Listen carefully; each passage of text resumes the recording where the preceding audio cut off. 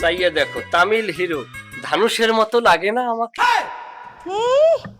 200 টাকা দামের লুঙ্গি হিন্দি এসে তামিল হিরো সাইজ এর শতানা বেচ্ছা তোরে কোন অ্যাঙ্গেলেতে তামিল হিরোর মতো লাগে দিয়েছে? 200 টাকার লঙ্গি? তোমার লঙ্গির চাইতে আমার লঙ্গির দাম বেশি জানো? এর শতানা বেচ্ছা এগে লুঙ্গি কেন? এগে লুঙ্গি কেন? হ্যাঁ, কোনগা লুঙ্গি কোনগা স্কার্ট হেই তো সিলস না। তোর লগে বিয়ে হইলে তো তুই আর বিয়ার হরে লুঙ্গি হিন্দাবি বরিশিল্লা খ্যাত। তুমি যে বরিশালিয়া বললে খ্যাত খ্যাত কও না, এই এর লগে প্রথমে কানে কানে চোপড়াইতাম, কারণ এখন চোপড়াবো না, এখন তো তোমাকে ভালোবাসি, বিয়ে হইবে। ওটাও লঙ্গি এটাও লঙ্গি, এটাই ফিতে নাই ওটাই ফিতে আছে, পার্থক্য এই আর। আই একটা কথা বুঝতাম পাইতেছি না, আর মা তোকে বরিশিল্লা করে 2 চোখকে দেখতে হইতো না কেন? আর মা কোনে তোর লগে বিয়া দিতে হাগল হয়ে গেছে, কোনে আর মা বাড়ি গেলা হোলারে কথা দিছে সেতের লগে আর বিয়া দিব। শতানা বেচে কত নিছ তুই, তোর লগে আর মা বিয়া দিতে হাগল হয়ে গেছে, কিলে হাগল হয়ে গেছে, ঘটনাটা কি কি আমি বুঝতাম পাইতেছি না। আর কসাই তুই একখানা উটকল মাছের মতো লাফাইও না। প্রত্যেকটা মাইয়ের মাই চায় তার মাইয়েরা একটা বরিশালিয়া জামাই পাক, কারণ বরিশালিয়া জামাই একটা অন্য রকমের বিষয়, এগুলো বোঝার মতো ক্ষমতা তোমার হয় নাই। তোমার মাইও চায়, কিন্তু তোমার মাই যে বরিশালিয়া পছন্দ করে না সেটা আবার ভিন্ন বিষয়, কারণ তুমি তারে ভালোভাবে খোঁচাইয়ে জিজ্ঞাও, সে কইবে বরিশালিয়া কোনো ছেলের সাথে তার জৈবন বয়সে প্রেম করছে, সেক্কা দিয়ে চলে গেছে, এছাড়া আর কোনো কারণ নাই। দেখ তুই আর মারালে উল্টা পাল্টা কথা করছে বাইরে।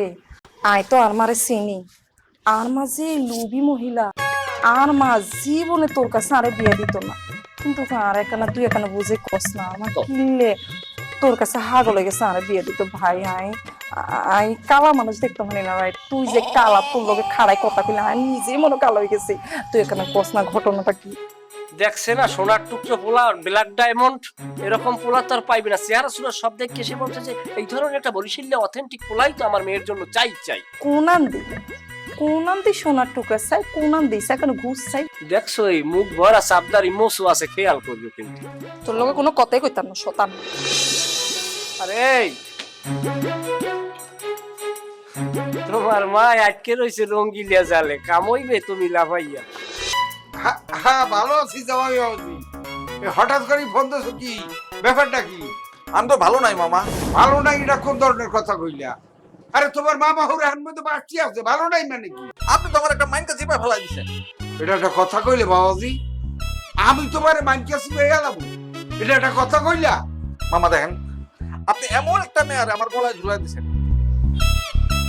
যারা নিয়ে সংসার করা তো রীতিমতো মুসিবত হয়ে যেতেছে, একদম জীবনটা আমার ছারখার হয়ে যেতেছে। এই জামাই, কথাবার্তা মোহে লাগাম দিয়ে কও। তোমার বউ মানে কি আমার ভাগ্নি? আমি তোমার দ্বারা একটা উল্টা সিধা মাইয়া গসাই দিছি, আর এই কথা তুমি কইতে পারলা? দেখেন মামা, দেখেন, শোনেন আমার কথা শুনেন। আপনার ভাগ্নি যে কত সেটা আমার কাছ থেকে করে নিতে পারেন আপনি, মানে আপনার ভাগ্নি যে কত ভালো সেটা আপনি আমার কাছ থেকে জানেন। আপনার ভাগ্নিরে বিয়ে করে আমার জিন্দেগি তো তামা তামা হয়ে যেতেছে। আপনার ভাগ্নি আমার কি বলছে জানেন? আমি যেন তারে করি, আরে মানে আমি যেন তাহলে তালাক দেই। আচ্ছা আচ্ছা, বুঝছি, বিষয়টা অনেক জটিল হয়ে খারাইছে। আর মোর কি হতে হবে হেইডা কও। আপনি এক কাজ করেন, আপনি করে আসেন, তারপরে করে দেন।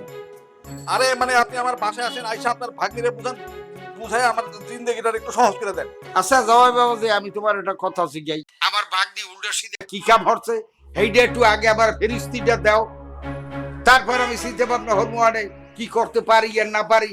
মানে এত কিছু করে বুঝায় বলা যাবে না ফোনের মধ্যে। আপনি আমার বাসায় আসেন, আমি আপনার সব কইতেছি। এই তোমাকে জেনারেশনের এই একটাই সমস্যা, মানে রোগের চাইয়া সহজ বেশি, সহজে কোনো জিনিস মানিয়ে নিতে পারো না। আচ্ছা যাই কও তাই কি হয়েছে কি? আরে মামা, আমি তো করতে চাই আপনার ভাগ্নিরে, মানে আমি আপনার ভাগ্নিরে তো মানে নিতে চাই, কিন্তু আপনার ভাগ্নি তো কোনোভাবেই মানে না। আপনি আসেন, আপনি তারা এমন ভাবে শাসন করবেন সে যেন আমার সব কথা শুনে। আচ্ছা আচ্ছা ঠিক আছে, আমি ব্যাপার শুনিয়ে লই আগে, তারপর যদি আওয়া লাগে আমি খাইলাম অনেক। ঠিক আছে ঠিক আছে মামা, আমি তো ওই যে থাকবো, থেকে এসে আপনার সঙ্গে মানে আমি তো অফিসে থাকবো, অফিস থেকে বাসায় এসে আপনার সঙ্গে এ ব্যাপারে আলাপ করবো। আচ্ছা হইছে।